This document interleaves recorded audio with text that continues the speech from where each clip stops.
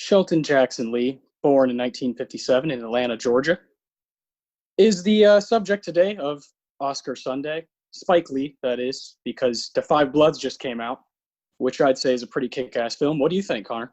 Pretty kick-ass indeed. A war film that I think we all needed right now. Yes, Spike Lee tends to do that a lot. I feel very comfortable having Spike Lee here on the Oscar Sunday podcast due to his tenacity, his audacity throughout his entire career, from She's Gotta Have It, Do the Right Thing, all the way to Black Klansman and The Five Bloods. Over 30 years of awesome work, controversial work. Welcome to Oscar Sunday. I'm Austin Johnson. I'm Connor Eyzaguirre.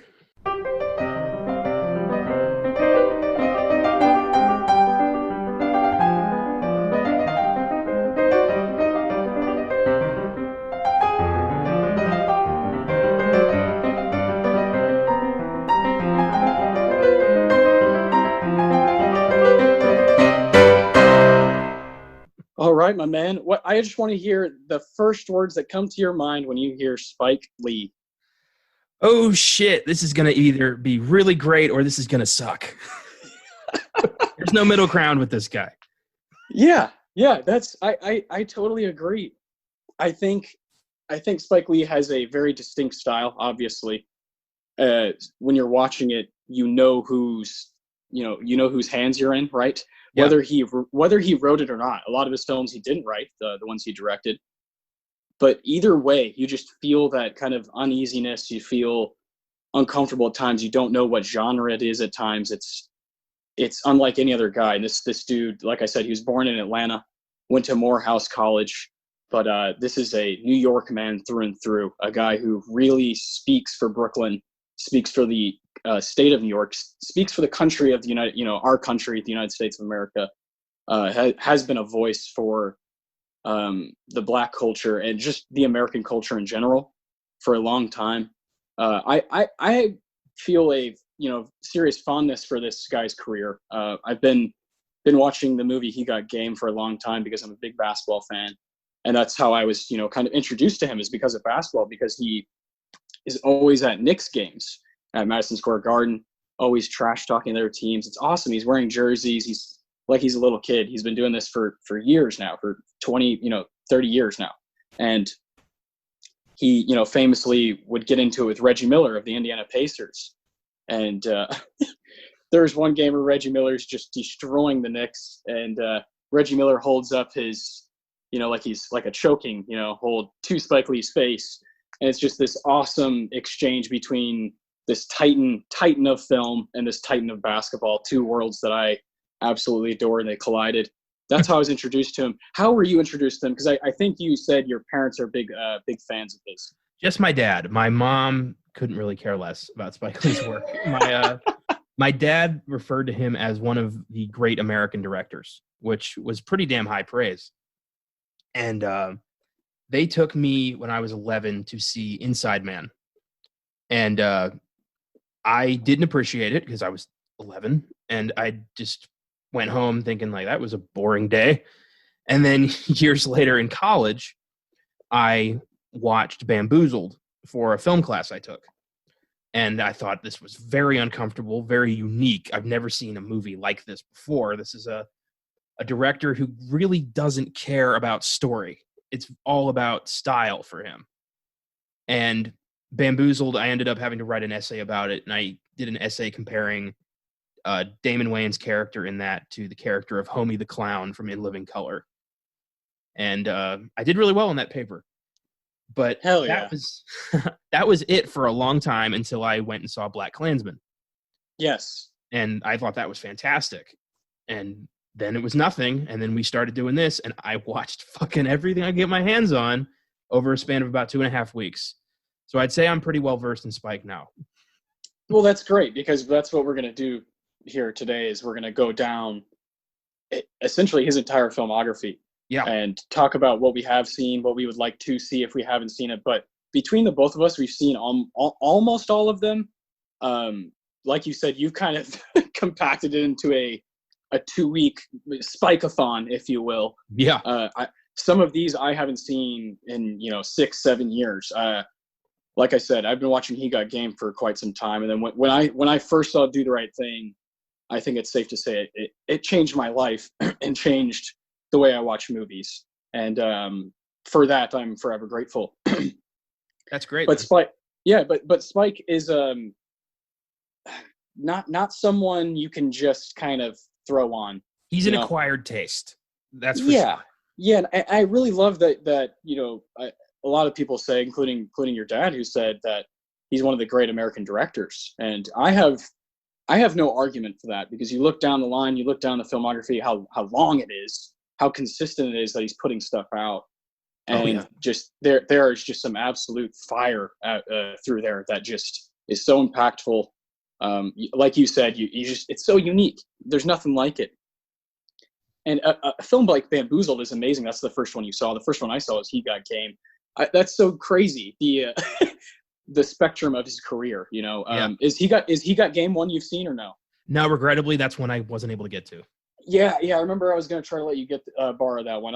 I'll get it to you. I think it's actually on HBO Max now, which oh great, I wish I'd known about which is great. Right now they've got a lot of stuff on Netflix that's Spike Lee, a lot of stuff on HBO Max. Incredible. The three that I didn't get to that I really wanted to was He Got Game, Get on the Bus, and The Miracle at St. Anna. Those are the three I didn't get to.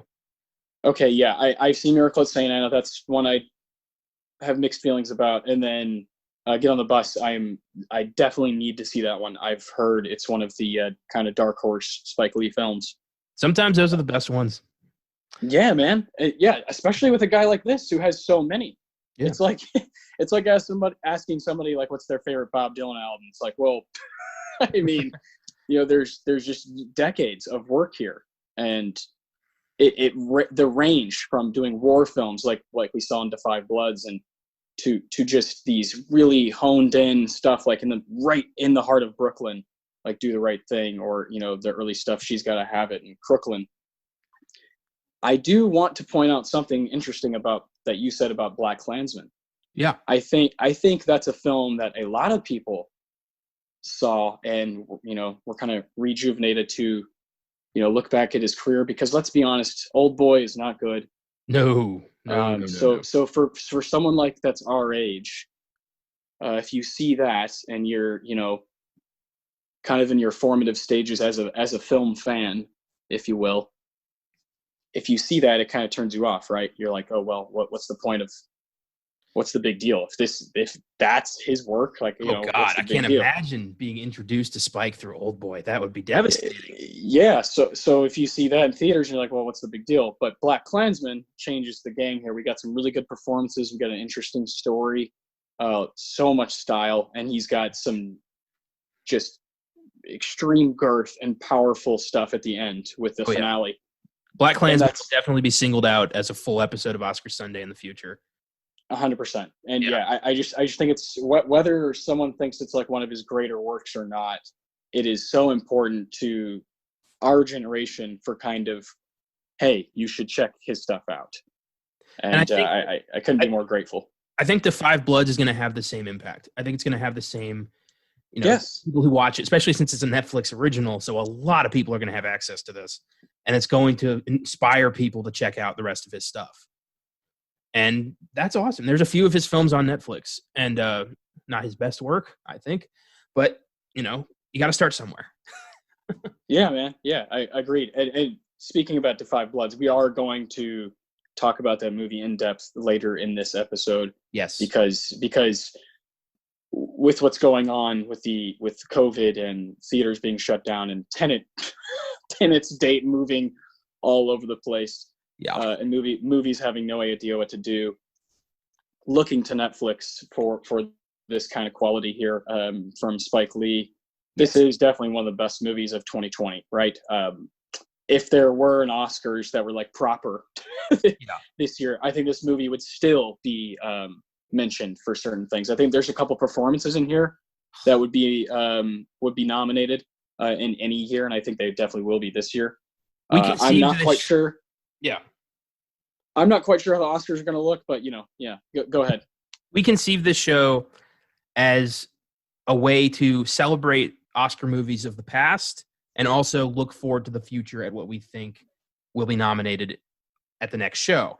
This is a strange year because obviously there are not any releases apart from what's going on digitally. So we're going to do our best to cover the films we think will be nominated in the future if there is going to be a show next year. And To Five Bloods is smack dab right in the middle of that for us. Yes, 100%. So that's why we're doing this episode as our second episode of this show. And yeah, I think it was a good choice.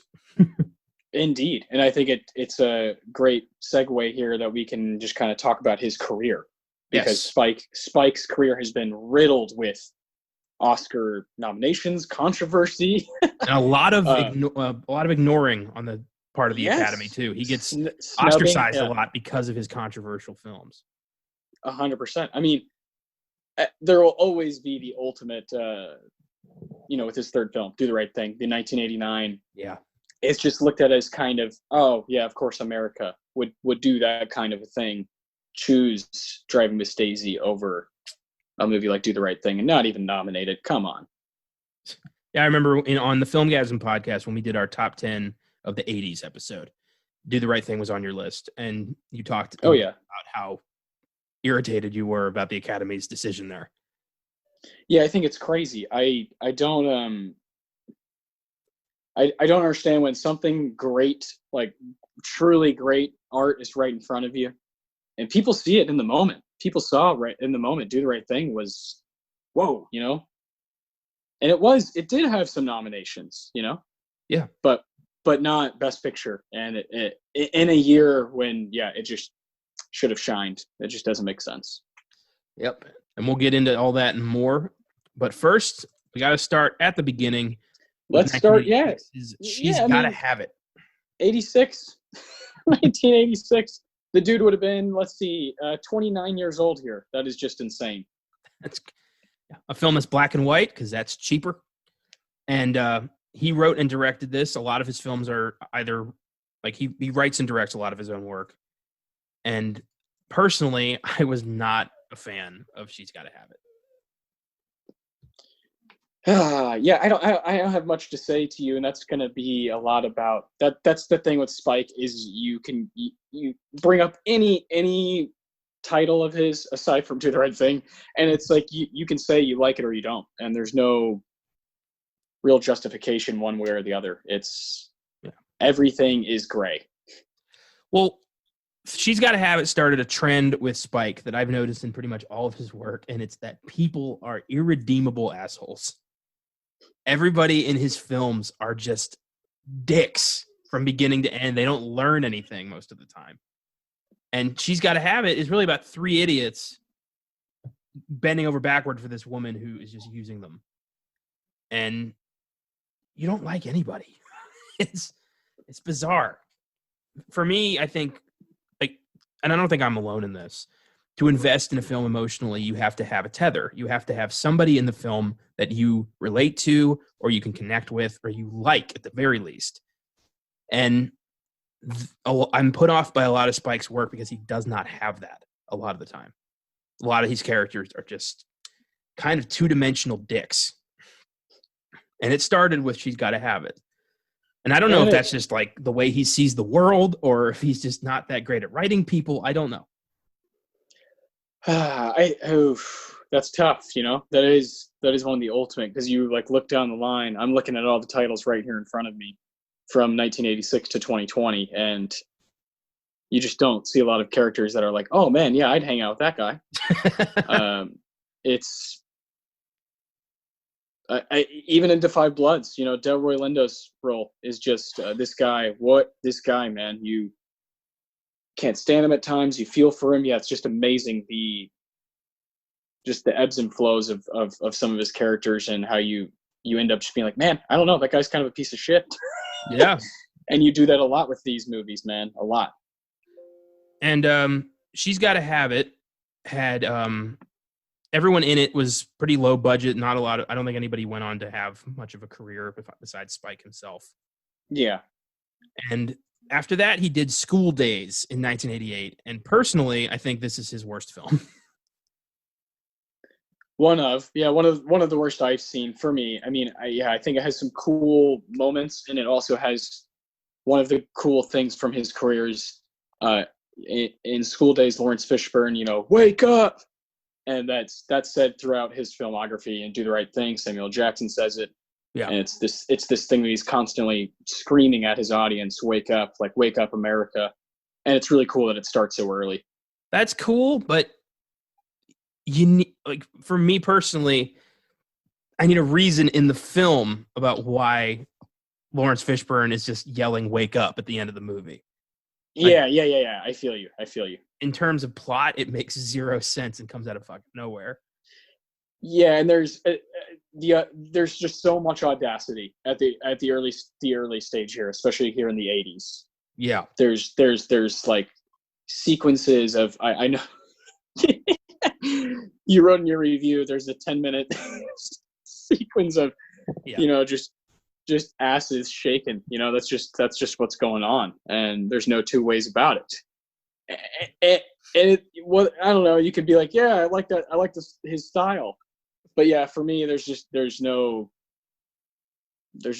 like real context there for some of those moments.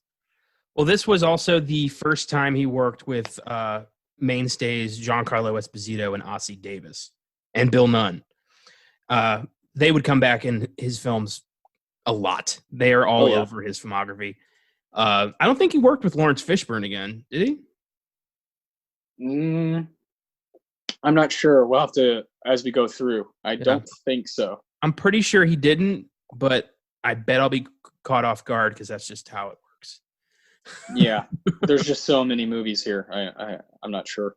And for those of you who are following and haven't seen these films, She's Gotta Have It and School Days are both currently available to watch on Netflix. Yes. And not the ones I would recommend, but if you want to marathon it like I did, that's the way to do it. Yeah, I think if you really want to check out possibly one of the great American directors, I think you do have to see those. Yes. Those early ones. You have to see how he got started and what people saw at that time. There was obviously a certain audience that was like, yeah, like this is awesome, this is badass, the style of this is cool, let's get more of this. And it leads into 1989. Do the Right Thing, the film that turned Spike Lee into a superstar as a director, the film that got him noticed as an auteur, and still stands as one of the most significant cultural films of all time. And his first Oscar nomination as well for Best Original Screenplay, which he lost to. He lost to Dead Poets Society, Tom Schulman. Yep. Now, I know you are a massive fan of both of those movies, so where do you stand on that? I think Do the Right Thing should have won all the awards. Dead Poets Society, if you have listened to Filmgazm, like you mentioned earlier, we had our 80s list, and I wrote a top 5 1989 list where I had those two movies, 1 and 2. For me, personally, I think Do the Right Thing is a better, more important movie, but I like, for me, as an individual, Dead Poets Society is a little bit more important to me. That's really hard to like explain to people. Yeah. But what's happening with Robin Williams and those students is something that I just think I totally missed out on, in school. And so it's just this amazing thing to kind of look back on and be like, wow, there are teachers out there, that really, really care about the youth moving on and learning and growing. And that that's just the best. But Do the Right Thing is so much bigger than that. It's Wesley Morris from the New York Times was on a podcast recently talking about this movie, and what he said is just kind of how I think a lot of people feel and haven't been able to put into words, but it's just it's a movie we can keep rewatching. Wesley Morris says it's a movie we can keep rewatching and look at what society thinks of Black people, society thinks of America itself. It's it's like holding a mirror up, sort of thing. And I think that's so powerful. And I'm fascinated by so many different aspects of this movie, not just the impact and the plot, but just the little moments, the shoes, the clothing, the incredible cinematography. Spike Lee's actually pretty good performance. Giancarlo Esposito's wild performance is bucking out. The moment of the guy wearing the Lakers jersey and the guy wearing the Larry Bird shirt is this stuff is just Spike Lee just landed all out there. Like, here's my brain, and it's his masterpiece, man. Yeah, I think that's pretty undisputed. I think a lot of people agree with that. And the film is only up for Best Original Screenplay and Best Supporting Actor for Danny Aiello, who was fantastic. He lost to Denzel Washington, of all people, for Glory. Glory, yeah. And another film I haven't seen in years, but I remember it being fantastic. Yeah, that's one I'm just like, I don't remember what happens in that one. I really don't. But I do remember it being like, yeah, that was good. That was solid. That happens all the time. We just watch too many movies, man.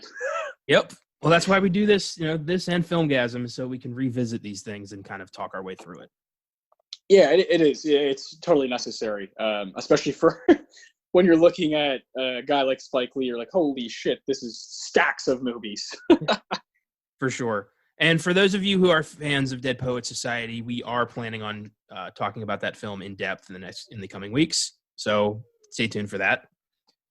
But Do the Right Thing. What awards do you think it should have been up for besides Best Picture? Okay, that's good.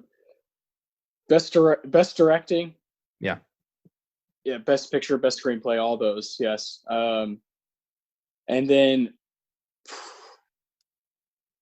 hear me out here, but I think John Turturro also deserves a little bit of a spotlight. I was just thinking that. Yeah, Turturro for supporting actor. I agree. I think Spike Lee is quite good, but I don't know. I'm not sure if it was Best Actor worthy. I don't know. No, I don't think so. I think film editing. Yeah, yes. I think Radio Raheem, maybe. He's a legendary character, but it's more the cultural impact, the love-hate, all of that stuff is just brilliant. Yeah. But I think film editing, cinematography, I think all these technical things, it should have been, nominated for at least. Yeah. I think it's that kind of a movie. I think it's that kind of like, oh, it should have got 10 nominations kind of thing. Like, it's just fucking awesome across the board. Well, that's another one we're going to plan on doing as a full episode, Do the Right Thing. Yeah, and when if you listen to our first episode here on Oscar Sunday, Pulp Fiction, you'll hear us talk about a lot of other movies from that year. So when we do Dead Poets Society, we're going to talk about Do the Right Thing more. That's just how it's going to go. We're going to compare movies, just talk about which ones we personally like, and that's just how it's going to be. And I know you planned on doing a sort of top 5 here at the end of for Spike Lee. Yeah. Yes. Yeah. So that's the kind of stuff we're going to do here to share our favorites, because that's when it gets real fun. Yeah, absolutely. After Do the Right Thing, which was huge for Spike Lee, he catapult. Instead of doing another film about political, politics, he stepped into the jazz scene with 1990's Mo Better Blues, working with Denzel Washington for the first time, as well as Wesley Snipes. And he brought back Giancarlo Esposito, Bill Nunn, John Turturro, and Samuel L. Jackson. And this is I thought this one was just okay. I wish it had more story. The performances are fantastic. I do love the music. And seeing Denzel and Wesley Snipes together is fucking cool. One thing that's happened through this whole road is I've gained a whole new respect for Wesley Snipes, which is pretty sweet. Yeah, and don't Spike and Denzel have the same sort of just incredible like gravity that like Scorsese and De Niro have? You're just like, man, these guys are a great pair. Spike can bring out the best in Denzel Washington. That's for damn sure. Him and Antoine Fuqua. Yeah, definitely Antoine Fuqua as well. I think Denzel's just a fucking powerhouse. He can bring it out. He can kind of do anything. I mean, we just talked about how he won for Glory, yeah, in 1989. And Mo Better Blues is one of my favorites. I can't deny it. You pointed out exactly what I love about it. It's Snipes and Washington. It's the jazz. It's the kind of arrogant, egotistical, like I am playing fucking music. I love characters like that.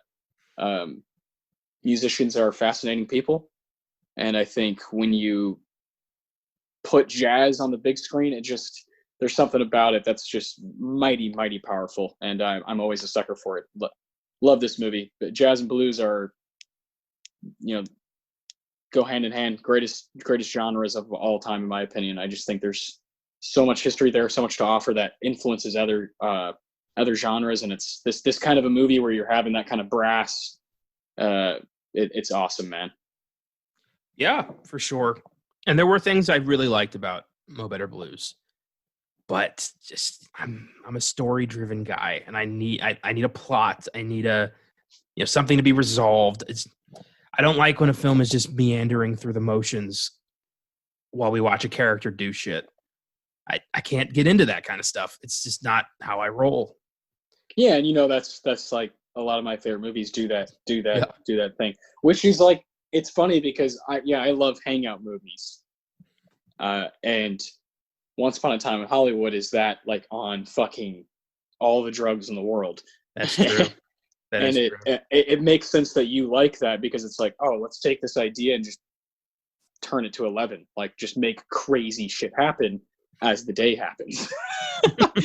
and then you have, obviously there's Do the Right Thing, takes place in a day. And then you have, stuff like Dazed Confused, where it's just kind of laid back and going and slackered like. And I think it's really cool that you are open to being honest about, hey, I like the story. Yeah. And but if you do it right, then I'm gonna like it, Yeah, there's exceptions. There's exceptions to that. There's certain movies that have no real point, but I enjoyed. And Once Upon a Time in Hollywood is one of those for sure. Yeah. And it doesn't happen a lot. That's why I can't really name any off the top of my head. Well, yeah, I'll point a couple out. There's actually, I'll point one out specifically that we saw together, and you, after we saw it, you were like, man, I'm going to be honest, I didn't think I'd like that as much. And it's from 2018, mid-90s, directed by Jonah Hill. That is true. Yeah. Mid-90s had that. It has that, like, very, what are we doing here? Like, what's the real goal here of the movie? And it's just kind of like, well, you're just kind of looking at this kid's life. And yeah. Another one. And then moving on. Another one that I did like that had no real point to it was The Lighthouse. Yes. Oh, that's a film that's all about atmosphere and visuals. And the performances were so fantastic that I kind of just got lost in how insane this film is, that I didn't really mind that it had no plot. It's you really have to excel in every other department for me to forget that you don't have a plot.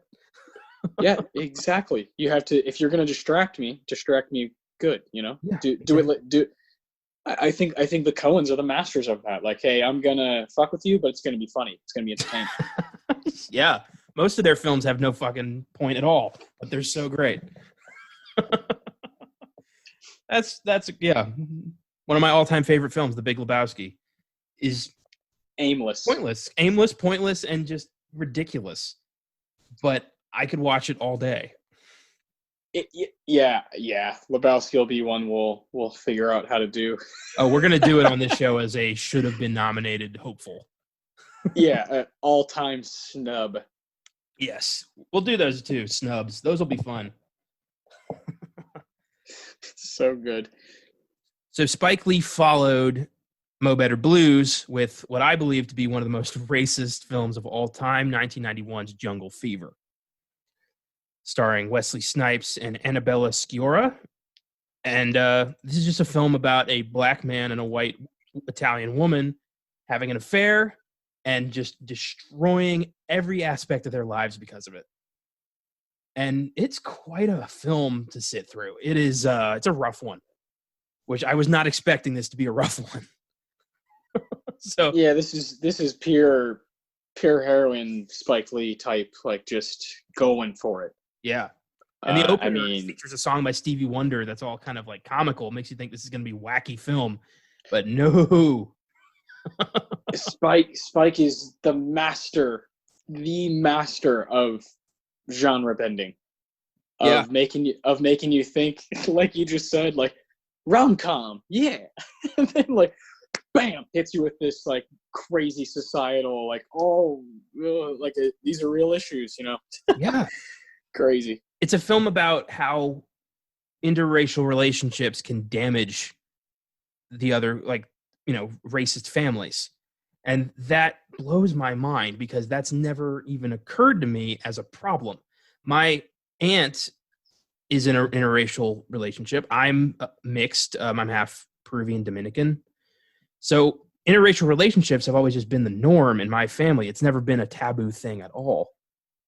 And to see a movie that is about just two families viciously destroying their beloved son, brother, daughter, whatever, because they're dating somebody of a different color.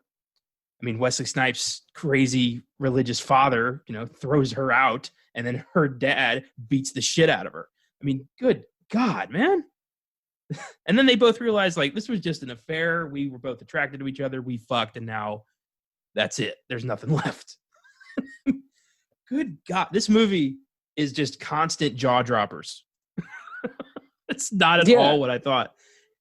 Oh, it's totally committed to saying, like, hey, there's people like this out there. I'm going to slam it down your throat for a couple hours. Like, I do think Snipes is really fucking good, man. yes. He's, God, that guy was the king at this time. He could just do anything. Him and Denzel were on a different level at this point in their careers. Prior to doing both of these shows, I had only ever seen Wesley Snipes in Blade and Demolition Man. So to me, he was just some action star. And then through these shows, I found New Jack City. I've found Jungle Fever. I've seen Wesley Snipes in a completely different light, and I am so thankful for that. And I'm just excited to just like look into the like darkest aspect of his career and try to find more stuff. It's exciting. Hell yeah, dude. Welcome to the side of the Snipes. Yeah. Also, Anthony Quinn is in this movie. Like, old school Hollywood actor, multiple Oscar winner, Anthony Quinn. That's fucking awesome. Yeah, no kidding. A guy who's like, hey, I want to be in this guy's movie. He plays John Turturro's father, another racist. And then that's another thing I wanted to bring up. John Turturro's character of Paulie is the only good guy Spike Lee's ever written. He doesn't care about race. He just has to put up a face because his friends are so gung-ho about fucking hating black dudes. But he's so innocent in this compared to his character in Do the Right Thing, who's such a fucking prick. Yeah. Another thing with, I didn't realize how many films John Turturro had done with Spike Lee. He's one of his mainstays. I did not know that. New York. Yeah, New York. Dude gives his all every fucking time. Samuel Jackson in this is fucking crazy. It's a plot thread that doesn't really fit with the rest of the movie, but no kidding. No kidding. You could just have like a short film there, break off of that, because that performance is wicked good from Samuel L. Yes, indeed. And he never really gets any attention for his performances. Sam Jackson has been a dedicated character actor for 40 fucking years. And only one Oscar nomination for Pulp Fiction, which we covered last week. But he should have more. He should have a statue by now for his work. My God. And I think I'd give it to him for Jungle Fever. Like, his work as a supporting actor in this is unreal. Yeah, I have no problem with that. He followed Jungle Fever with a monumental biopic epic, Malcolm X, 1992. Film that tells the story of the civil rights leader and controversial black nationalist who was a pretty pivotal figure in the civil rights movement. He is played by Denzel Washington in what is a unbelievable, like, career-defining performance. One of many that Denzel had. And this is a film I actually watched most recently. I watched half of it last night, half of it this morning, because it is a monster. It's 3.5 hours long. Yep. But it is so good. Malcolm X. Yeah.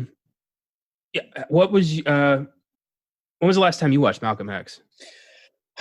Sadly, it's been probably 4 or 5 years because of that very reason. It's long. But Yeah. what I will say is I have seen quite a few YouTube videos like recently. That's what I did for some of these movies that I haven't seen in a while. And I know you're a big biopic guy. Yes. I love true stories. Malcolm X is one of the best, like, through and through individual biopics that I've ever seen. Yeah. I knew nothing about this man going in. I knew that he was a civil rights leader. I knew that he was assassinated. Yeah. But that was it. I didn't know who he was as a man.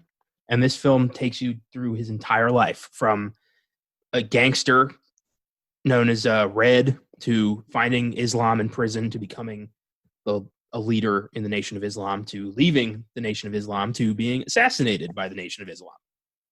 He is a man who truly believed in a cause.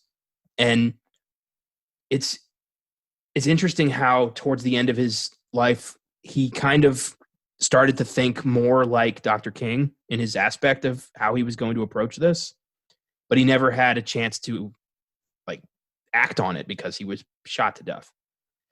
I think a lot of people remember Malcolm X as a revolutionary who was dangerous, but I didn't see it that way. I saw him as a man who just wanted a voice, wanted his people to have a voice. And Denzel and Spike Lee really did an amazing job showing that side of him. Yeah, dude. It's a monstrous film. And again, something that's in the Do the Right Thing is you have the quote from Malcolm X and Martin Luther King. And I love that you pointed that out, that Malcolm X was him and MLK, even when they were near their death, didn't know exactly what to do. It seems like it's still that way, doesn't it? And it's so crazy watching some of these movies. Malcolm X being one of those first ones you think of, as far as Spike's filmography goes, is just the awareness, the willingness to call things out like they are, and just hit the nail on the head over and over and speak up for what's right. A movie like Malcolm X has got to be looked at one of his more impressive feats, in my opinion.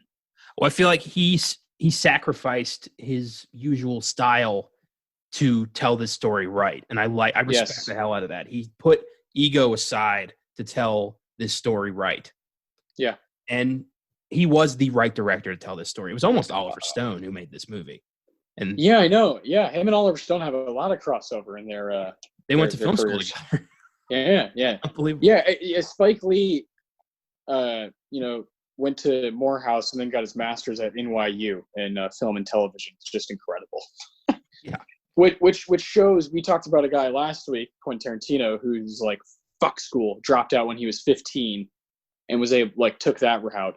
And Spike Lee was like, I have to learn because of the color of my skin. I got to go to school and do this. I got to do the right thing. I have to do this like the right way, the way that people look at it, take those necessary steps. And his career, it's crazy. Yeah. The amount of things he's accomplished, and the documentaries even that we haven't really been able to touch on yet, but we'll get there.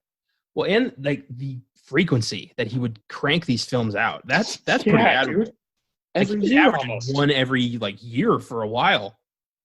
That's pretty insane. I mean, he wrote Do the Right Thing in 2 weeks. It's fucking crazy. Yeah, that's just a genius right there. Yeah. Malcolm X was nominated for only 2 Oscars, Best Costume Design, of all things, and Denzel was nominated for Best Actor, which he lost to Al Pacino for Scent of a Woman. And a lot of people were upset about that one. Including myself and you, I think, yeah. I haven't seen Scent of a Woman. I've seen some clips, and I'm fairly certain that was a career Oscar for Pacino. He should have gotten it for The Godfather 2. Or anything from the 70s. Come on.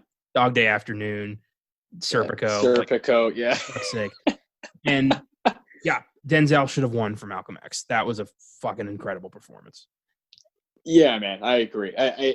It's a must see from Spike's filmography. It's like one of the 10 you need to watch if you're going to try to tackle his career. It should have been up for Best Picture, Best Director, Best Adapted Screenplay. Yeah, but costume design is not the one I would have gone to. It's weird. It's mostly suits. well, that's some bullshit. That's some shit they would be just like, well, see, that we gave Spike a nomination. Like, come on, no, don't, no, you didn't. No, you didn't. They just like, oh, timepiece. Let's give. Yep. So after Malcolm X, Spike was pretty burned out. That was a pretty big production. So he went small and did a semi-biographical dramedy called Crooklyn, 1994. Yes. And I did not like Crooklyn, so I'll let you take this one. Oh, man, I like Crooklyn. This is definitely one that's not in your wheelhouse. It is definitely one of the more aimless ones where it's just built on this common kind of conversation type stuff. The dialogue is very Spike Lee. It's like you said, semi-autobiographical. I love the title, Crooklyn. I think this is a movie that had to be made at some point by him, telling this kind of story. Love the style. This is one that I do like the costume design, where I actually do think there's some stuff in play here, some actual things happening, unlike in Malcolm X, where it's just, suits. But what is it that you don't like about Crooklyn? I also, Delroy Lindo is amazing. That's I'll just say that's the one thing I forgot to point out about Malcolm X. That was his first time working with Delroy Lindo, who is fucking great in most of his films. He popped up a lot from here on out, and he was great. I thought Alfred Woodard was great. I thought the kid was great, the girl, but there's no, like, you're just kind of watching this family go through their day to day. And they're all kind of like, the kids are annoying. I know it sounds shitty, but the kids are annoying. They're kind of selfish little pricks most of the time. And right when this film really takes off is when mom dies unexpectedly of cancer, and suddenly dad's left to take care of 5 kids. Yeah. That should have been the beginning of this movie. I want to see that movie. But that's the end of the movie. So like right when it really picks up and gets interesting and starts becoming poignant, it's over. And I just think the focus should have been on that, personally. Yeah, you're left to wonder how these people are living with this. Yeah. Rather than actually seeing, like you said, that poignancy. Yeah. And this really happened to Spike. He had his mother die when he was a kid. And oddly enough, later on, his dad remarried a white woman, and it pissed him off, and that's what led to Jungle Fever. So, Spike draws a lot from his own well for his films, which is understandable. I mean, he's, had a lot of interesting things happen to him over the years. A lot of movie gold to mine from. No kidding. Spike followed Crooklyn with the film that I began this marathon with, 1995's Clockers, film about the drug pushers of Brooklyn who get increasingly younger and the detectives who are out to stop that. The detectives were played by Harvey Keitel and John Turturro, with Delroy Lindo playing a psychotic gangster who runs this particular block. And I thought this one was really good. I really liked it.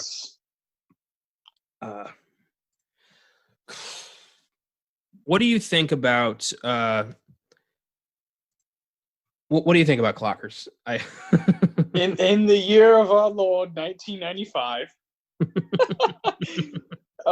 This one's definitely one of my favorites. I like possibly top 5 kind of favorite. It's one that's always flirted with that area. I have rewatched this one. Yeah. I find all 3 of those guys that you just mentioned, I find all 3 of those performances to be pretty kick-ass. Obviously, we're both big Harvey Keitel fans because of his attachment to Tarantino's work. We love John Turturro because of his attachment to the Coens' work. Just a cool combination of guys we both love. So I knew you'd like this one. It is about it's got some content. Talk about a story. It's got some cool content about really something that Spike Lee hadn't covered until now. Yeah. With Clockers, not really diving into the drug scene, other than that, crazy Samuel L. Jackson Jungle Fever bit. Well, also this film, it's surprising. Yeah. Well, it opens with real footage of dead black people.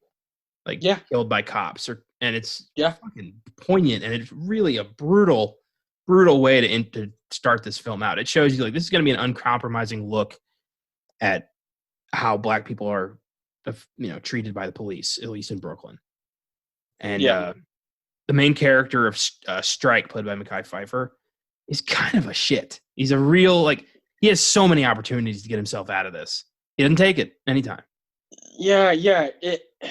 Pfeiffer's good, but he doesn't stand out like the other guys, and it's probably due to his character just being making those shit decisions. True. This was an interesting place to start for I bet. marathon. Clockers kind of set a tone that was far darker than I expected. And going forward, you kind of got a jumble. You get a jumble with Spike. There's no real definitive like genre or theme he's got. It's more just kind of whatever he's doing at the time. It's a Spike Lee joint, yeah. Exactly, a Spike Lee joint. Clockers was followed by a film called Girl 6 from 1996. Have you seen this one? No, and we've both seen all of them up until now. Yeah, wow. This is not very well received. It's about an aspiring actress who's trying to get into the movie industry, and when she can't do it, she turns to phone sex to make a living. Sounds kind of shitty, honestly. Yeah, no kidding. But it's got all his people there. I don't know if I'll check this one out. And then also in 96 was Get on the Bus. Need to see that. This is about a group of African-American men who are traveling by bus to D.C. for the Million Man March. And yes, I really wish I'd have gotten to this one. Also on Netflix, Get on the Bus. I'll probably watch this in the next few weeks just so I can have like a completion out of an epilogue. Yeah, just give it a couple weeks though. Yeah, not immediately. I need a break. Then in 1998, He Got Game with Denzel. And I'll let you take it from here because I know you adore this movie. Yeah, He Got Game is one of my for sure favorites here. 1998, good year. We talked about Big Lebowski already. I love He Got Game. Denzel Washington and Ray Allen, who was drafted in 1996 into the NBA and plays Jesus Shuttlesworth. And Denzel plays Jake Shuttlesworth, his father. And I'll just go into depth in this one because I really like this one. Yeah, go to town, man. Jake Shuttlesworth, Denzel's character, is in prison, right? Mm-hmm. And you find out later why. But the warden is like, hey, man, I hear your son is, like one of the top recruits, top high school prospects. And he goes to Lincoln High School, which is a real high school in Brooklyn. Coney Island, famous area. And so the warden's like, well, I want you to get your son to go to my, go to where I went to school. I think the school is called Big State. Spike Lee didn't get very creative there with the name. And God. And college university. Yeah, exactly. Tech. And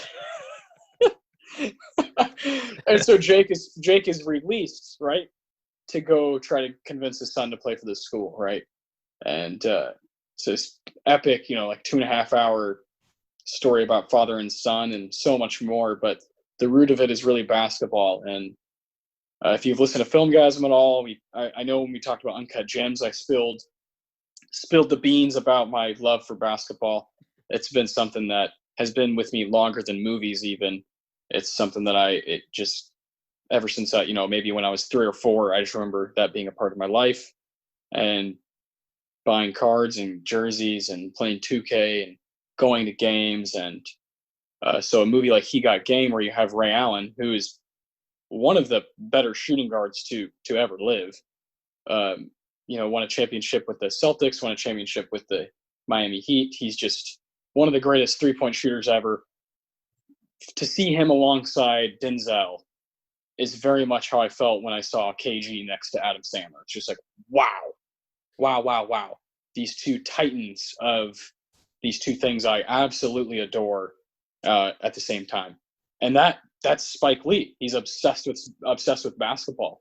And so seeing that actually on the screen, seeing that passion on the screen is really cool. It has this amazing opening of just guys shooting around all over the United States, and it's got this, you know, real nice jazzy, you know, bluesy groove going, and guys just playing, and it's just therapeutic, that movie, for me, because of the basketball, because of the performances, and the two guys that are in it. It's just an awesome movie. That's fantastic, man. I'm definitely gonna have to check this out. I trust your judgment. Yeah, I think it's a good way for someone who doesn't watch basketball maybe to just kind of like look at this whole world of, you know, of pickup games in Brooklyn, New York, and all over New York City. Just the kind of the art of like outside basketball, and He Got Game really captures that, the craftsmanship that goes into playing that beautiful game, you know? Yeah, that's awesome. Basketball is one of the. I'm not really a sports fan, but I went to a Spurs game a couple of years ago with my dad, and I enjoyed it. So, yeah, I can get behind basketball. Yeah, man. Yeah, it's definitely it's the one I've been with the longest as far as like watching, being a fan of playing it as a kid. Soccer is my favorite. I think it's just hands down the most brilliant. You know, it breaks all the barriers of language. It's the most brilliant game of all time.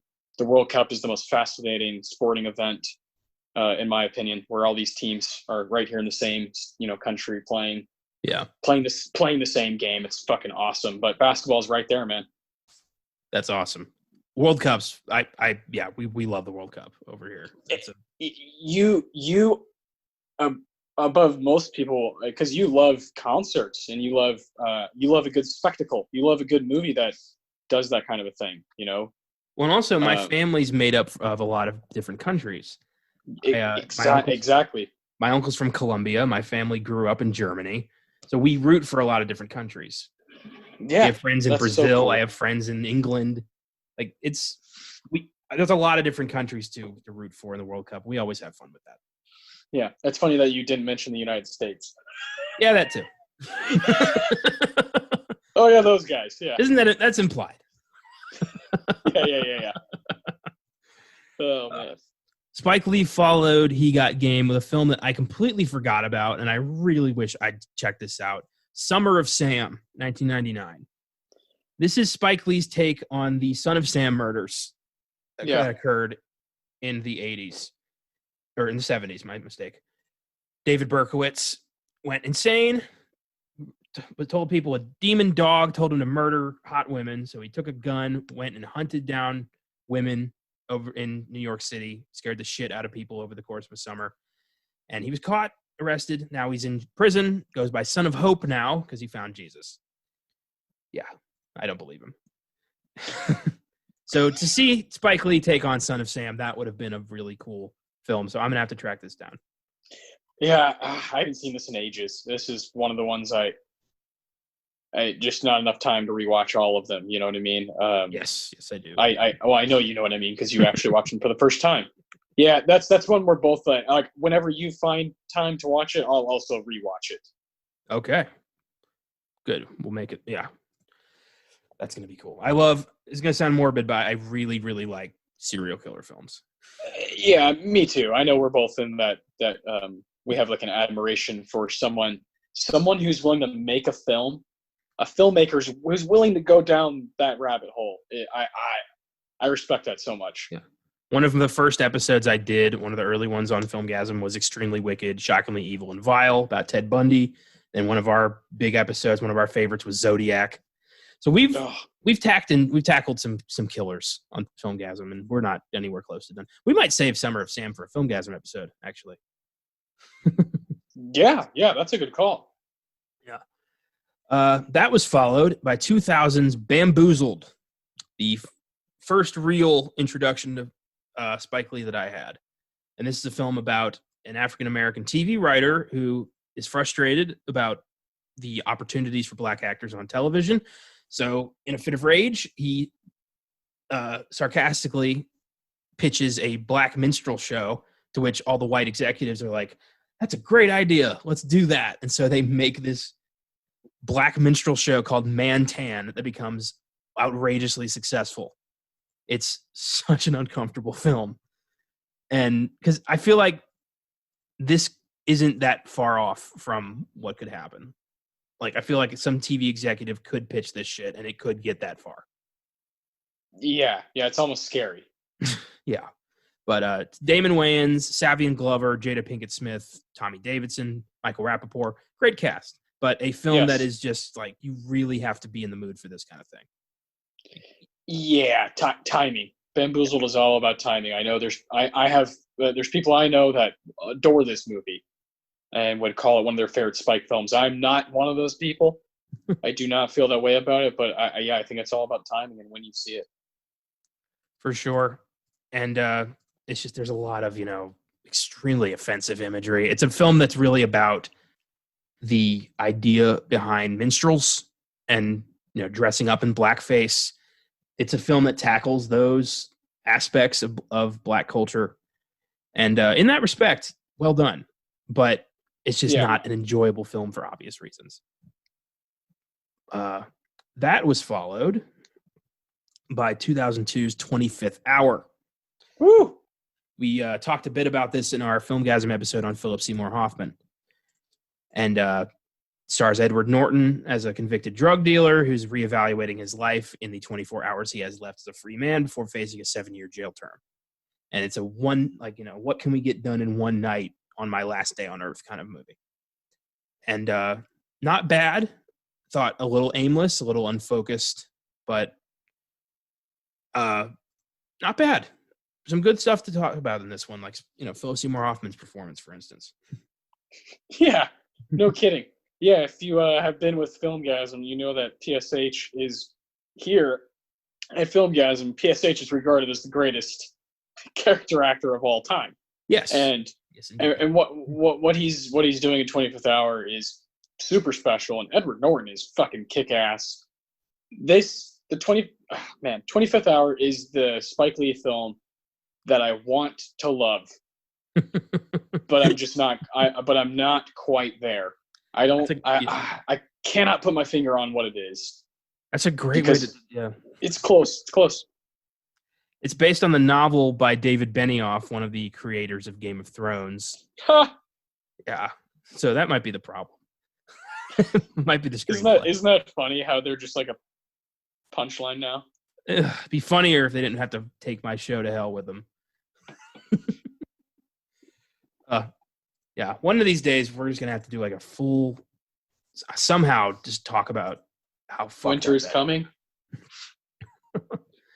That was followed by 2004's She Hate Me, a dramedy starring Anthony Mackie and Kerry Washington. Have you seen this one? No, but I would love to. I like both of them a lot. I would definitely like to see this one. I've read very mixed things, just like usual, but no, I've never been able to have a chance to see it. Listen to this plot synopsis. Let's hear it. Fired from his job for exposing corrupt business practices, a former biotech executive turns to impregnating wealthy lesbians for profit. Beautiful. I love that. What the fuck? Only Spike. Jesus. That's wonderful. And that was followed with one of the best heist films of all time, 2006's Inside Man, starring Denzel Washington and Clive Owen in a battle of wits. This movie is fucking awesome. Inside Man is the peak of Spike Lee's entertaining shit. Yes, indeed. Yes, indeed. This film, like I said, I saw it when I was a kid, so I didn't appreciate it. But I watched it, years later, and it's pretty fucking awesome. The cast alone is unbelievable. Denzel Washington, Clive Owen, Jodie Foster, Christopher Plummer, Willem Dafoe, Chiwetel Ejiofor. I mean, holy fuck, man. And this is a film that tackles a different kind of racism. You have an elderly Nazi and that aspect of the story. But mostly, this is a film about the perfect bank robbery. And Clive Owen steals this show. He should have been up for Best Supporting Actor for this. Agreed. Yeah, I couldn't say enough about Inside Man. That is such a great film. Yeah, you might hear us bring that one up later. Yes, yeah. And that one was followed with 2008's Miracle at St. Anna, which I did not get a chance to check out. Yeah, I saw this one. My older brother is a big fan of this and owned it, so I saw this one at a young age, and I've seen it once since. And this one didn't hit for me. It's a war film, very much opposite of Da 5 Bloods. It's going for more poignancy, but just didn't hit for me. Maybe I need to see it again. And again, timing is big for Spike Lee's movies. True. I remember seeing the trailer for this one at something that I saw in 2008 and thinking that looks interesting, but I never saw it because at the time, I was 13 years old. I didn't care. Well, in 2008, maybe you would have been seeing fucking Iron Man, so probably that might have been it. Actually, it might have been Iron Man. Yeah. Miracle at St. Anna was followed by the documentary Passing Strange. Have you seen this one? No, I actually didn't know. There were a couple other documentaries, or the original Kings of Comedy. There's some that I have seen, some that I haven't. This is one I have not. Okay. Well, I'm having trouble loading this. There it is. This is it's an adaptation of the Broadway musical about a young bohemian who experiences sex, drugs, and rock and roll on his journey to selfhood. So Spike Lee follows this rock star.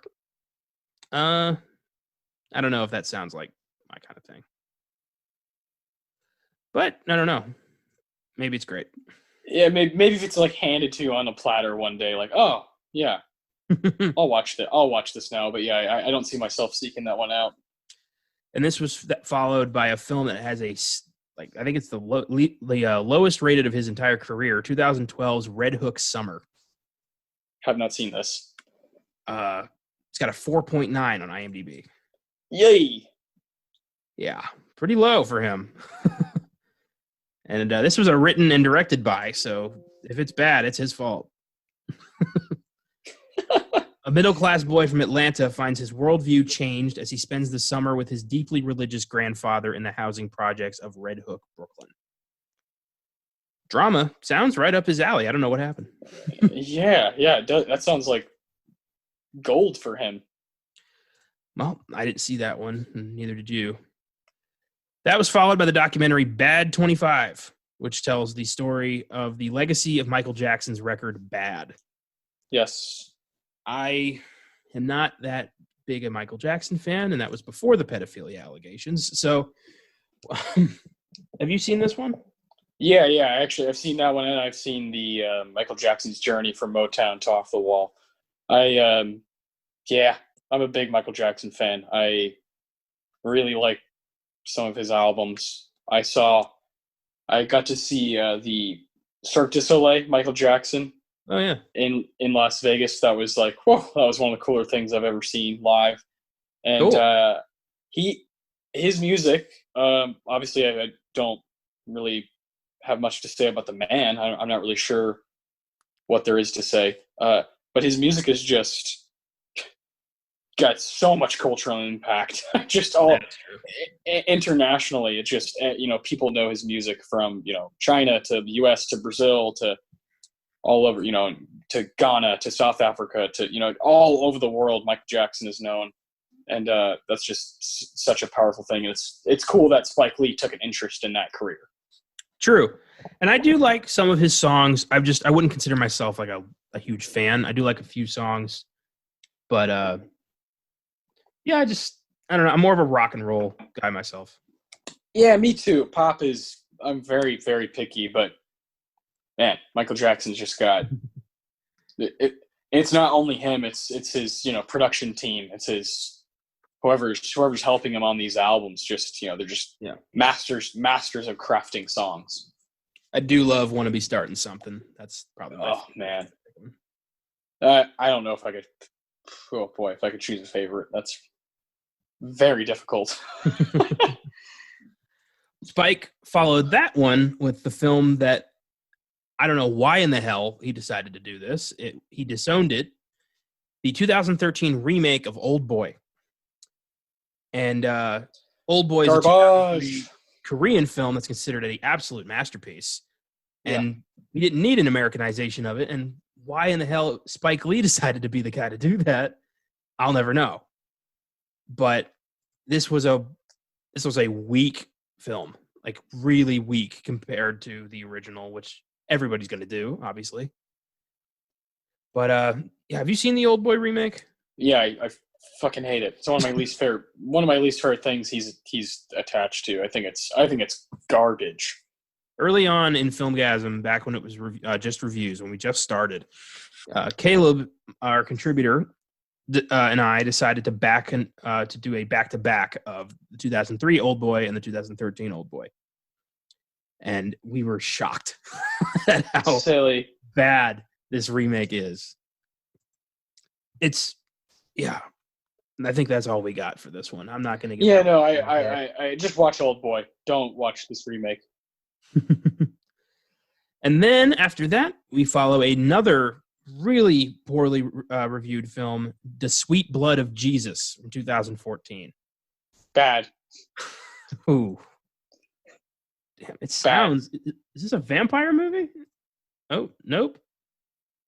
What is he, Jesus Christ? This sounds really weird. Yeah, don't. Yeah, this is...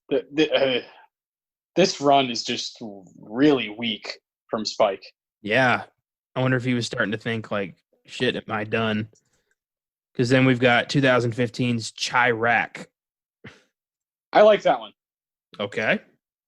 That one's a little bit better. More the atmosphere is there. More of his style is back in play. But yeah, oh boy, Old Boy and The Sweet Blood of Jesus is not a good one too. Chirac, I've never heard of this. Modern day adaptation of the ancient Greek play Lysistrata by Aristophanes, set against the backdrop of gang violence in Chicago, Illinois. Yes. Okay. That sounds incredibly pretentious, but I trust your judgment. Oh yeah, it's Spike Lee. Yeah. And all right, so Chirac 2015, and then he had 2018's Passover.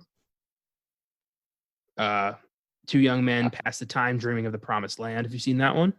No. I was about to say, I don't think I've heard of that, really. Passover. He co-directed this with Danya Tamer. Huh. No, yeah, I don't know what this is. Yeah, very little known movie. 5.6 IMDb, so that's not great. And this was followed by a very big film for him, 2018's Black Klansman. A biopic of Ron Stallworth, African-American police officer who successfully infiltrated the Ku Klux Klan via the phone. Yeah. Pretty incredible story. It really is, filled with some, John David Washington, Adam Driver, just awesome stuff. What's his name? Paul Walter Hauser, who's also in Da 5 Bloods. Yeah, he's hilarious. Just Spike gets guys to do crazy stuff. It's awesome. And how appropriate is it that Denzel Washington's son is now working with Spike Lee? That's exactly full circle. And this film won Spike Lee his first Oscar for Best Adapted Screenplay. As well, he should have. This was great. This was also up for Best Picture, Best Director. Spike was up for that. Best Supporting Actor for Adam Driver. Best Film Editing, and Best Original Score for Terrence Blanchard. Black Klansman, pretty significant film for Spike Lee. Very funny, very poignant. It ends with a very upsetting montage of recent white supremacist violent riots. And just a fantastic film. I don't want to go too much into Black Klansman because I do plan on having that as a full-fledged episode down the road. For sure. It's a solid one, though. I definitely recommend it. Yes. And you mentioned Terrence Blanchard. He is just a critical component to Spike Lee's entire career. He is consistently, if you go on IMDb, you look at composer, he is consistently the guy who comes up.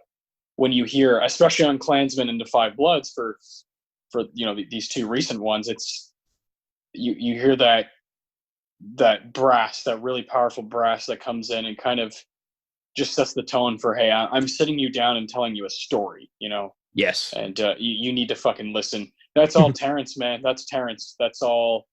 He reads the script and Terrence does his thing, makes his music, and Spike has total, trust in him, and Terrence has trust in Spike. It's a beautiful, beautiful relationship, and Spike does that over and over, man. The greats do that. They get people to keep coming back and working on their vision because they're a genius.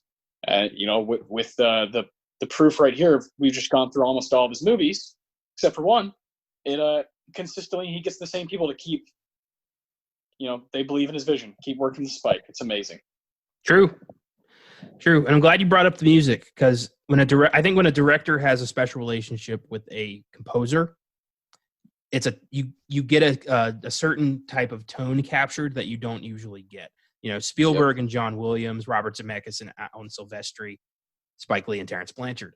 It's really cool to have that relationship. Yes, 100%. So cool. And that brings us to the two-season Netflix series She's Gotta Have It, which didn't last very long. Amazingly, that became a TV show.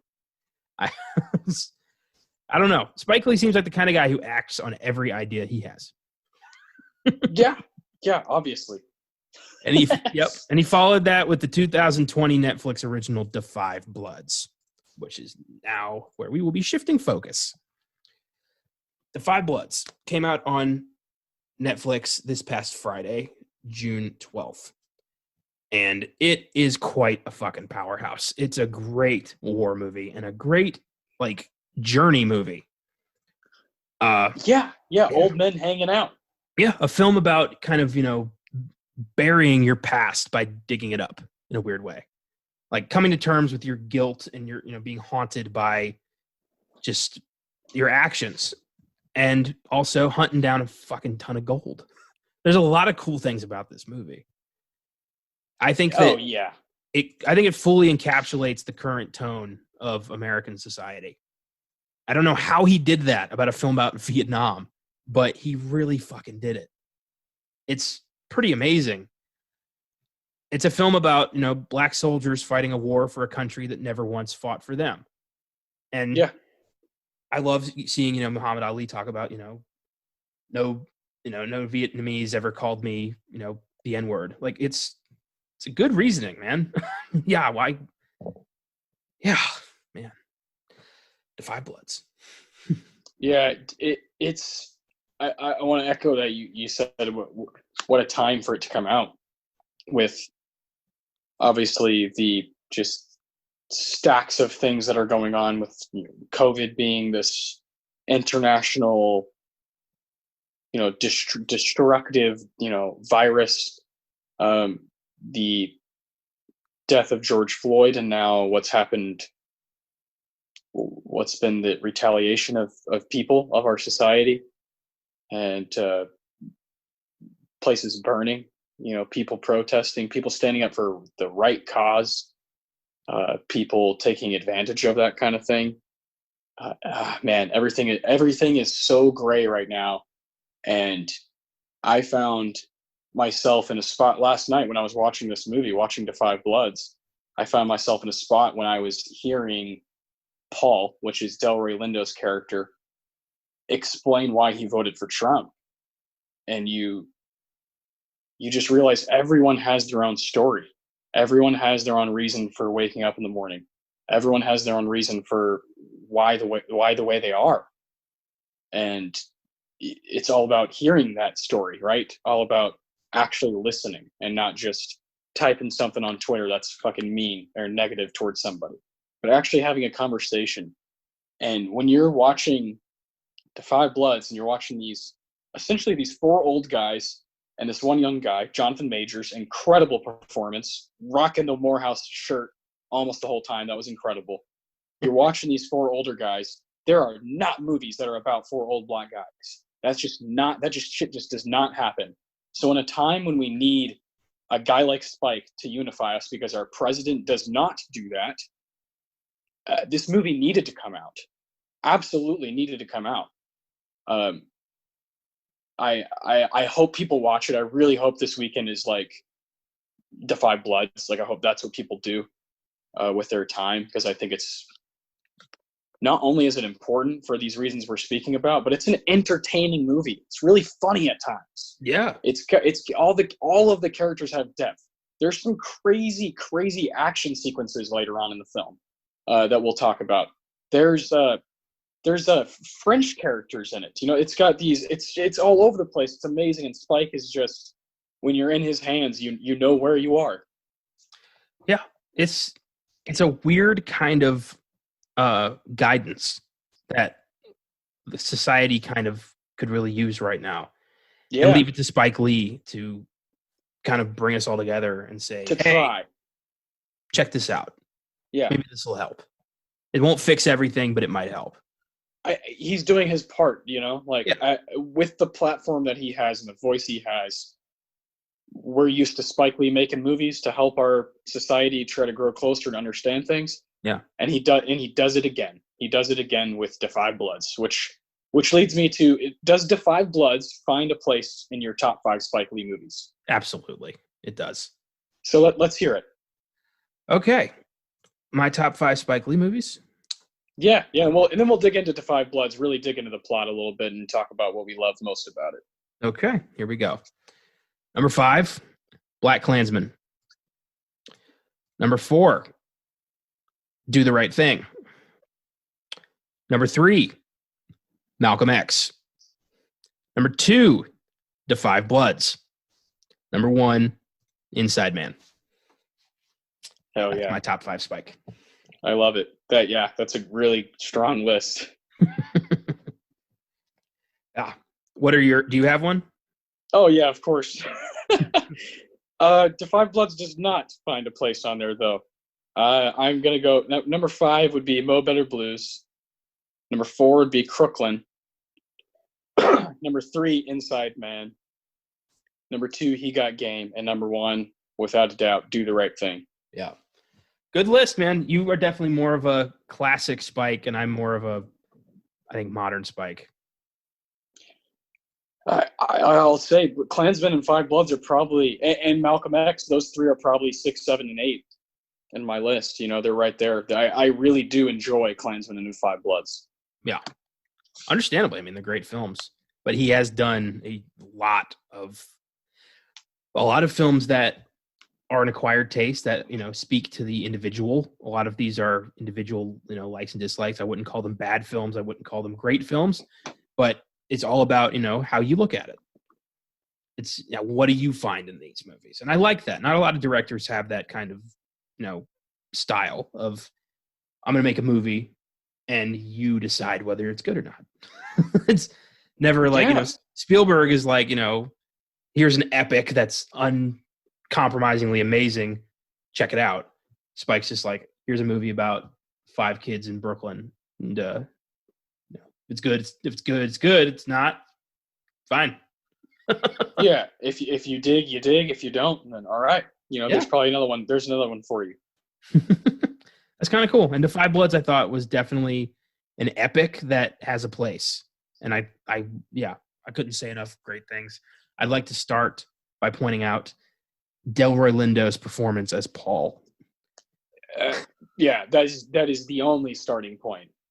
Jesus, this guy. I mean, Delroy Lindo, I've seen him evolve as an actor through Spike's stuff. Personally, I knew him from The Core.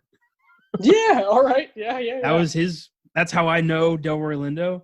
So seeing him as like an actual character actor, but going through these films, and then to see him as just a mentally unhinged, guilty, PTSD-driven soldier. Oh my God, I was in awe the entire time. I want him to win Best Actor at the Oscars next year. I think he has a shot. If they do it, he has a shot. I agree. From what I've seen, it's the most powerful. It has the most weight to it. His performance when he loses his shit. By the way, if you haven't seen Defy Bloods, yeah, from here on out, we're going to be spoiling the entire movie. Yes. That's how it's going to be a lot on these Oscar Sundays. We're going to have that conversation type stuff at the beginning, but this is we're going to dig in and talk about what happens in the film. When Paul, wearing his "Make America Great Again" hat, Yep. is on the boat, and it is using words that are very offensive towards certain people in Vietnam. Yep.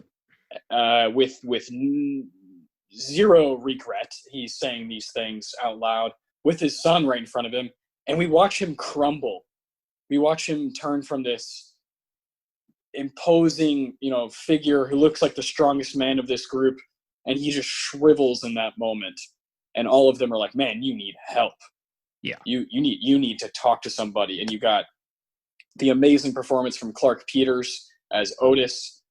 Clark Peters plays Lester Freeman in The Wire, quite possibly my favorite TV show character of all time.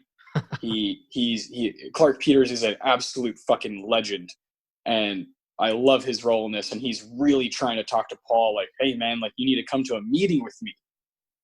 And we watch him crumble, man. But that's at the beginning. That's like towards the beginning of the film.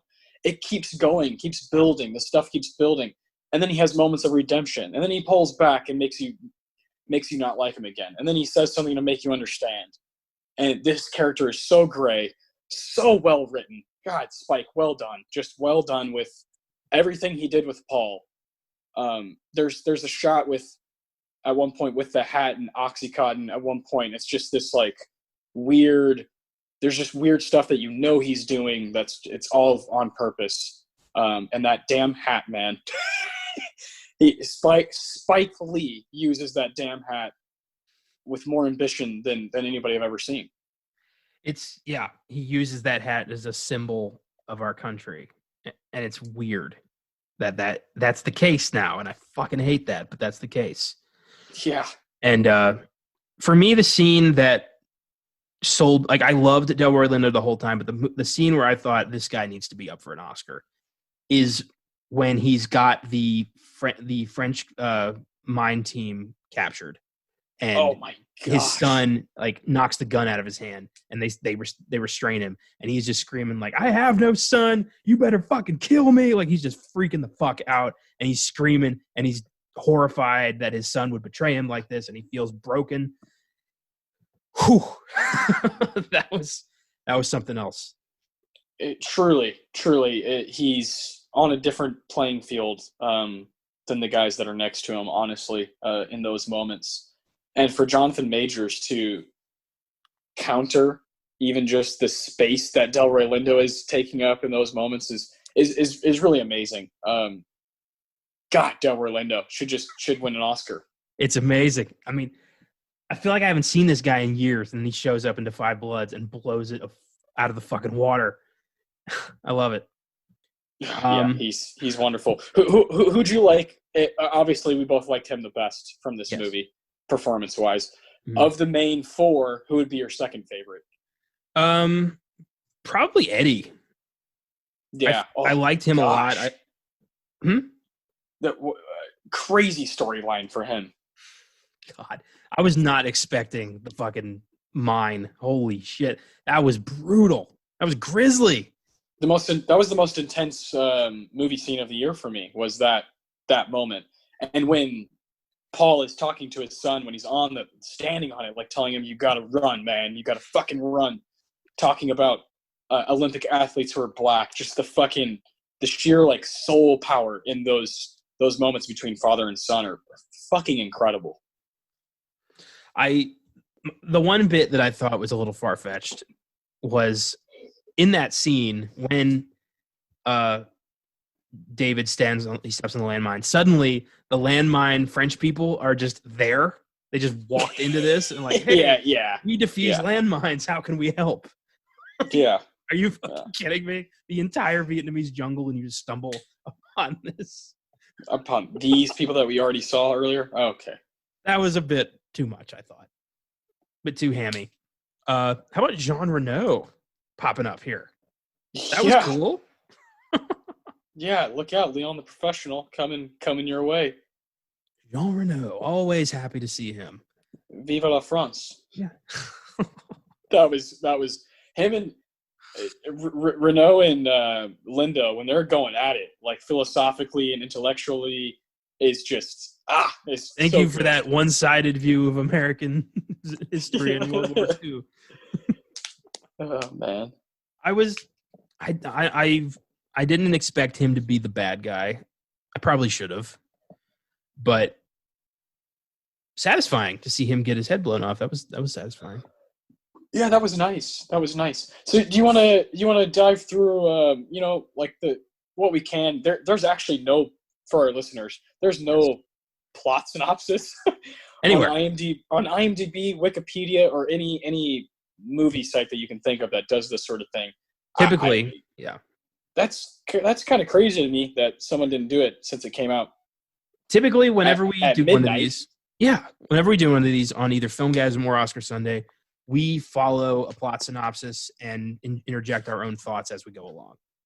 So since we don't have one, we're going to just kind of show off some highlights of the film, some scenes that we really particularly enjoyed, and give you kind of a bare bones look into this. It's really a film that you kind of have to watch to understand. So 100%. Yeah. So where do you want to start? Yeah, well, obviously we pointed out we love certain performances. Really, I don't see a weak point in the movie as far as performances go. No. We'll just start from the beginning here. We immediately are shown this montage of black leaders speaking, protesting, and it's very powerful. It's showing where exactly it's happening, what year, the date, and Spike's so damn good at that, at setting the tone and then leaving you usually at the end credits of like, oh yeah, by the way, you should fucking go read a book. Like that's what he's trying to make you think. And man, Da 5 Bloods opens up and you're like, holy shit. And then you see these actors that you just kind of love from TV shows and random other movies, and you just see them kind of greet each other. Like, what's up, man? Like, how you doing? Like, did you just feel like, I felt warm. How'd you feel whenever that was happening? I felt like this is going to be an enjoyable romp, but of course shit got dark real fast. But it was very much like this is nice. Yeah, and you immediately find out, these guys are Vietnam veterans. They were, I believe Paul says at one point the 1st Infantry, right? Yeah. Yeah, and I think that's what he says towards the beginning. And these guys have a specific bond that we are very familiar with because of the history of war films. And Spike just kind of jumps into that without any, the character progression is so smooth because you just are watching these guys who have this history together that only they understand. And they're just kind of sitting back, having drinks, dancing. The music's incredible. Spike with his just incredible direction, just moving all over the place. The editing's top notch, and again, you're in the hands of an auteur. Yeah, and I think this is one of his tightest films. Like he really his character issues that I pointed out. None of that is in this film. He really has mastered his craft in this one. Yeah, which I'm glad because it needs that kind of. If you hate these guys, this film doesn't work. You need to like these guys. 100%. These old these old dudes who are still groovy. They're still like they pull this off, man. And we'll get to a point here with the flashback soon. But the reason they're going to Vietnam is for a couple reasons. There's Storm and Norman, who is one of the cooler aspects of the movie to me is Chadwick Boseman plays him, who is just a titan of cinema. We've talked about it. He plays James Brown. He did, he's fucking Black Panther. He's Jackie Robinson. The guy is a black superstar, literally a black superhero. And to see him in this with the chains and the necklaces and everything, and I love his persona. And watching him in the flashbacks with the guys is really cool because Chadwick is just an incredible performer. And these guys, Storm and Norman, we early on find out that he passed away, and they're going to find him, find out, find where his body is. Like, they're straight up. They're like, this is a bro mission. Like, this is only the dudes understand this. Like, we have to do this. We told him we'd come back. Right. And There's also gold in play. Yeah, a big old chest of gold. Just buried out there in the fucking mountains. And Storm and Norman's idea on this gold was that it belongs to the black soldiers. This is gold that belongs to every black soldier who's died, every black man, every black woman who's died for America. And it brought up something that I can't believe I didn't know. The first blood shed in the American Revolution was a black man. Yes. I can't believe I didn't know that. God, crazy, right? Crispus Attucks, first man shot in 1770 by the British. Well, I love that you said that you didn't know that, and you shouldn't. That's no one's fault. That's Spike Lee. I watched an interview where he said he felt like he was way too old to be learning that when he learned that. So even he didn't know it at a young age, and he's like, I wasn't taught this. Yeah, I wasn't taught this. Not that he wasn't taught. This isn't taught. This is not in the history books. Dude, I'm a massive history buff. I've taken honors history courses from middle school to college, and I never heard that shit once. Insanity. But it's great reasoning. I mean, this is gold that was being paid to the South Vietnamese for fighting on the U.S.'s behalf. Yeah. Which is interesting because the black people got shit. And so Storm and Norman argues, we take this, we give it to our people. We bury it, we come back for it. Yeah. But Norman gets shot and killed, and the rest of the Bloods decide to come back when they can, but they bombed the area and lost their landmarks. But then a mudslide happened and revealed part of the plain, so they think they might actually have a shot this time. Yeah. And a lot of them are there to get Norman back, but they're also very invested in this gold and it's not about bringing it back to the people anymore. They're broke and desperate. Yeah, and each of them individually feels the pain and the, just endless oppression of being a black veteran. Yeah. And being someone who literally represents what's been shit on for just fucking generations and generations and generations still happening. And if you aren't frustrated by it or aren't stirred by it, you just don't really have a soul to me. Like, this kind of stuff, it should make you understand, like, man, these are fucking people, and whether they agreed to bring it back for the, when they were younger and they were, fighting in Vietnam, and they're like, yeah, we're going to bring this back for the black people. As they get older and start living life and realize that no one gives a shit, goddamn right they want the money for themselves. Dude, all the Spike Lee films I've watched over the past 2.5 weeks, the journey I've taken on this for this show, it amazed me just how much the song remained the same. Over from the 80s to now, it is always the same type of shit that Black Americans have had to deal with, that it never changes. The promise is always made and never fucking delivered for hundreds of years. And it's still, as we're seeing right now, it's still there. It's the same shit. Nothing has changed. I can't fucking believe it, man. It's infuriating.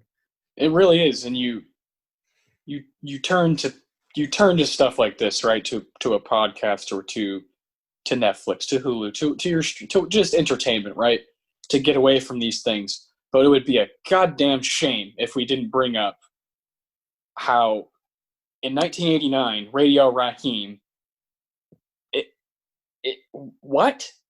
30 years later, we're living that in real life? Are we really, when you're our age and you're young and you're really trying to understand people and fucking be kind to everyone, right?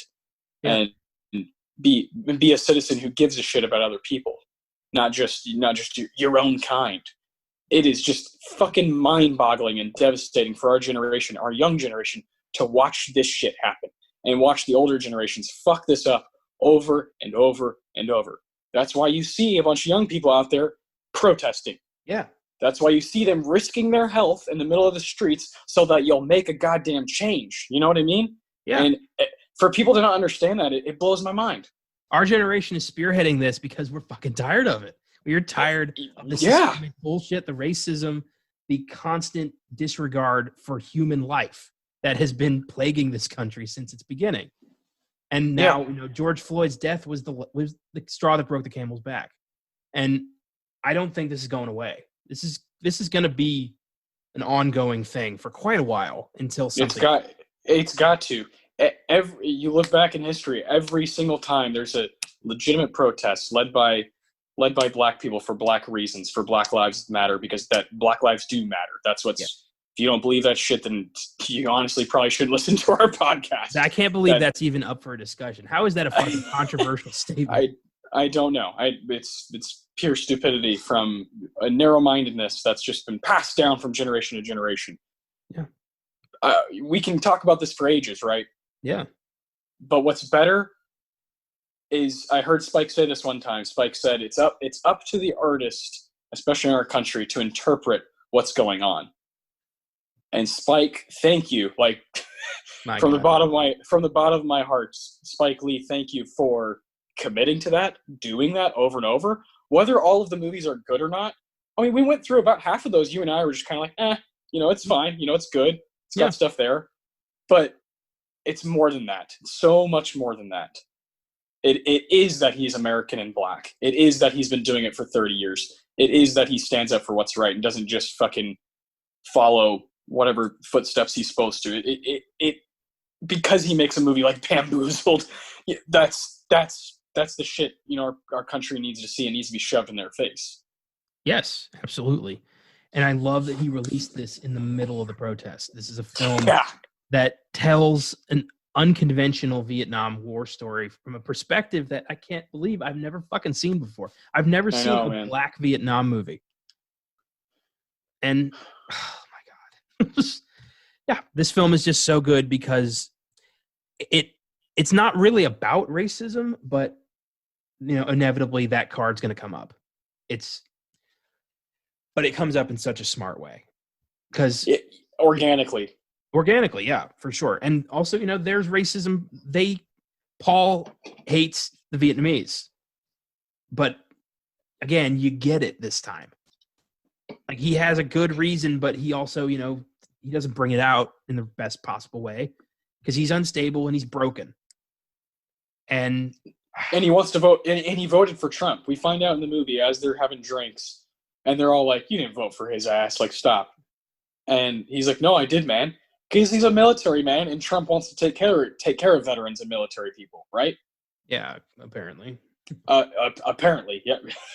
in word only. Everything you say that he says, you got to say it like right with a question mark, like, huh? Because you just don't know if it's actually there. It's usually not, but yes, I agree. He responded to his own tweet recently, and that blew my mind. That's what a crazy person does. That's a whole new realm of like. We'll try not to get too political, but when shit's crazy, it's hard not to point it out. At this point, it's hard to even look at it as politics. It's just like, are you stupid or are you for progression? I literally see it as a good versus evil fight at this point. Yes, yeah, me too. Yeah, it's not even like, it doesn't even come down to like foreign policies and actual politics. Yeah. It's not now. It's like good versus evil. Yeah, it's pretty crazy. It's unbelievable. Well, back to the Five Bloods. Yeah. What nominations do you think this film would be up for if this does go that way? As we said earlier, Lindo, no doubt. Yes. Spike Lee, best screenplay, best director. Yeah. And best picture. Yes, indeed. And probably best score. Okay. Well, that's probably all I got. I think that's all I'd say. What about you? I agree with all of that. I would not give it visual effects. There's some wonky visuals in this film. Let's point out the elephant in the room of the flashbacks. So as the gentlemen go to Vietnam and they start actually pretty much hiking through the jungle, these old men, they have flashbacks, right, of fighting in Vietnam. Yes. And that's when you see Chadwick Boseman, Storm and Norman, and he's young, and they're all still old. This has to do with a couple reasons. Spike Lee didn't want to spend the money, and Spike Lee does not like de-aging. He's famous for not liking the Irishman's choice to do the de-aging, nor am I. So Yeah, he chose. He made an artistic decision, which I always respect when a guy stands by his artistic decision. For me, it takes me a little bit out of it. It's not so much the dialogue, because it's like you're just watching, a lot of gunfire, a lot of movement, but the actual movement from the guys individually sometimes doesn't work for me. I'm like, I don't know, man. Like, I think I might like other actors playing young versions of them. Believe it or not, I was not bothered by that at all. That's what I keep hearing. People are just like, oh, I got over it. I thought it was a cool idea. I thought it was a good way to kind of integrate them into this side of the story to show they grew up, they got older, but he didn't, because he died there. And it felt like dream sequences almost. And I thought that was just an interesting way to go. That didn't really bother me. What bothered me was the fuzzy digital helicopter and the when Paul got shot at the end of the film, his body like slumps over and but it's very clearly a fake CGI body that just kind of forcibly slumps over. Yeah. It was stuff like that. Like, I thought, this is 2020. We shouldn't be having these problems anymore. And imagine if we would have seen this on the massive big screen. We would have been like, whoa, that's a problem. Yeah. Seeing it on Netflix makes it a little easier to digest. I totally agree with you. I'm not quite sure I even like the decision to do the widescreen to the aspect ratio to box for the flashbacks. Like, hey, this is a flashback. And like you said, it gets kind of grainy. And at times feels like an Oliver Stone documentary.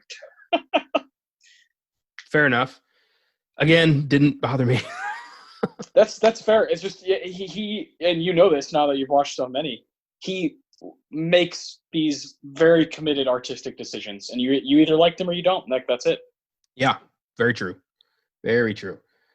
The film ends with with a speech by MLK that I thought was very, very moving. Oh, extremely. He comes up a lot in Spike's work, obviously. Yeah. But there's also a lot of current news footage. There's a scene at the end with the Black Lives Matter movement. He really doesn't hide his agenda in the slightest at all. It's very overt. He's very much like, this is the film I'm making. If you don't like it, go fuck yourself. Yeah. I respect the hell out of that. Me too. And this film really sells me, man. It was great. But aside from some wonky visuals at times, I really was 100%. Yeah, man. You from the flashbacks aren't like a huge deal. You're mainly with these guys as they're trying to find the gold, finding the gold. These crazy things happen in the jungle, and you're mainly with Delroy and Clark Peters and Eyzaguirre and these awesome actors who just take care of you while you're with them because they're fucking doing their job correctly and their characters are written really well. I love the intro and love the ending of this movie. I think they're both very impactful. But I think my little artistic decision bone to pick is not a huge deal in the long run. This is a really solid movie that I definitely recommend. Yeah, I can see this getting nominated for maybe like sound editing, sound mixing. Yeah. I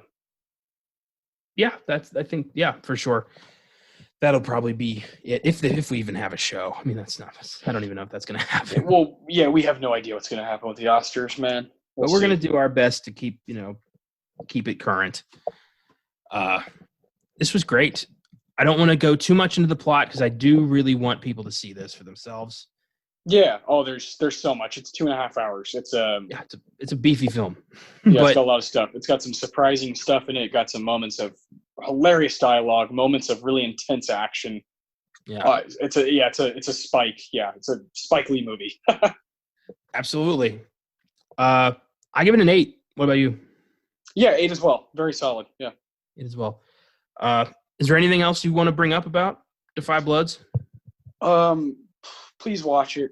It's on Netflix. Everybody seems to have that these days, especially if you're listening to a podcast that talks about movies. You probably have Netflix.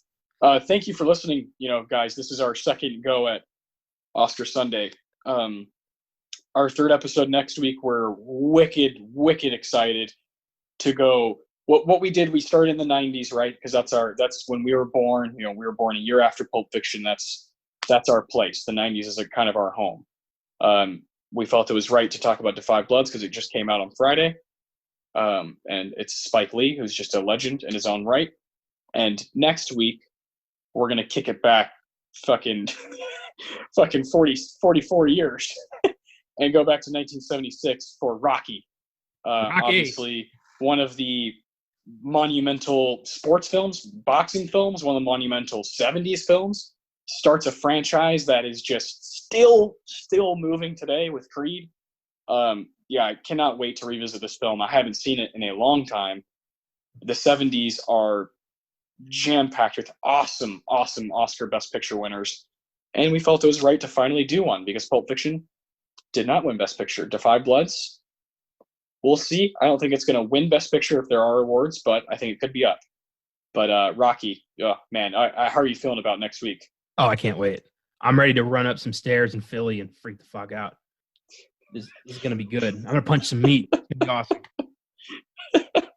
Rocky. Oh, man, can't wait. Thank you for checking out this show.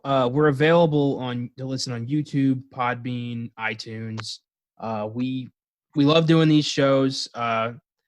This is just, another avenue for us to talk about movies. If you like it, awesome. If not, you might prefer Filmgazm better. That's another podcast we do where we cover genre films on every Wednesday. Yeah, this Wednesday we're going to be doing Swamp Thing. Swamp Thing, yes. Never seen it. Looking forward to it.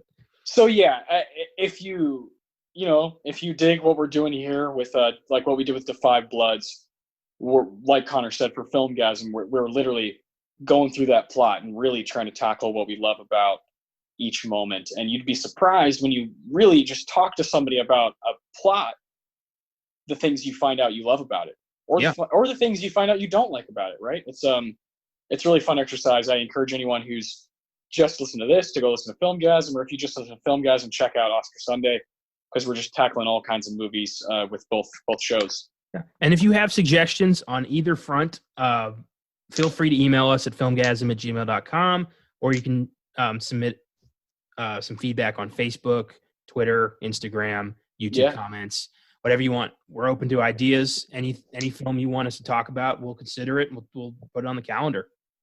Anything. Hell yeah.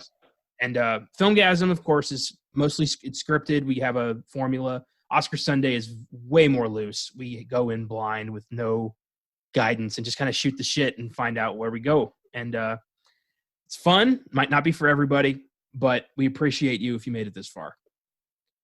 And hope you like Rocky next week. Thank you very much. Wake up!